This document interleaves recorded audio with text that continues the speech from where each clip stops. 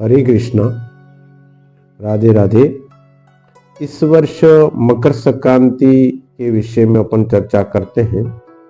मकर संक्रांति 14 जनवरी 2026 को माघ मास की कृष्ण पक्ष की एकादशी के साथ रहेगी। यह पर्व भारतीय संस्कृति में बहुत महत्व रखता है। इसका विशेष महत्व है। तो शुभ वेला पंचांग के हिसाब से मकर संक्रांति का यानी कि उस दिन भगवान सूर्य देव धनु राशि से मकर राशि में प्रवेश करेंगे। वो समय है शाम यानी कि दोपहर पश्चात 3:06 को, यानी कि संक्रांति जो है वह 14 तारीख को ही रहेगी।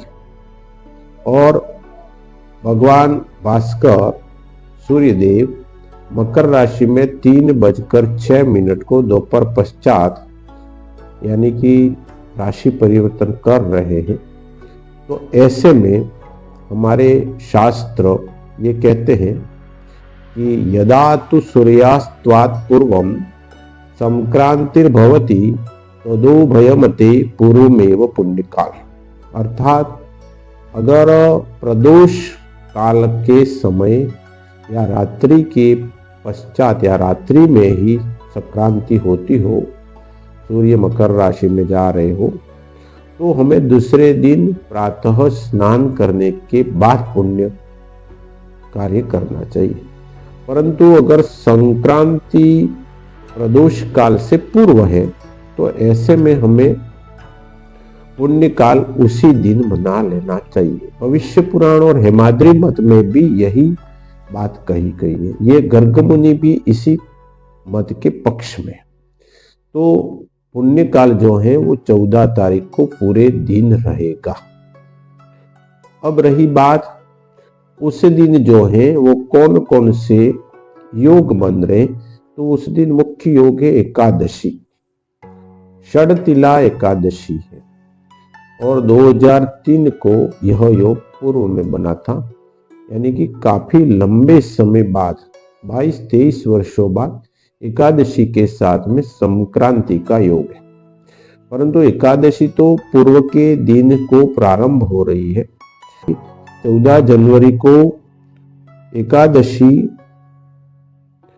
5:52 पे समाप्त हो रही है।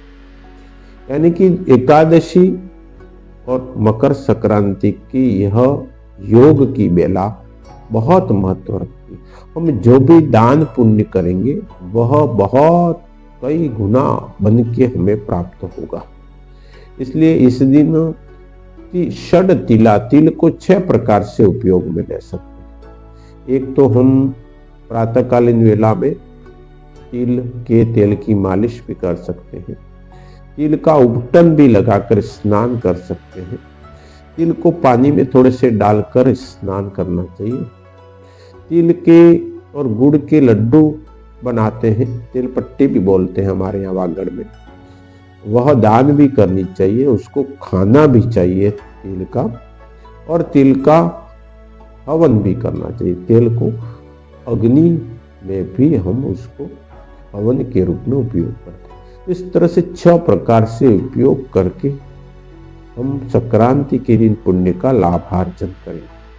परंतु इस दिन एकादशी है।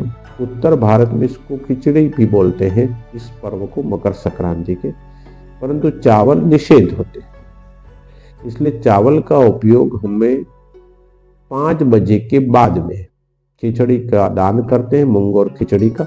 वो हमें पुण्य काल तो हमारा 40 घड़ी का माना गया।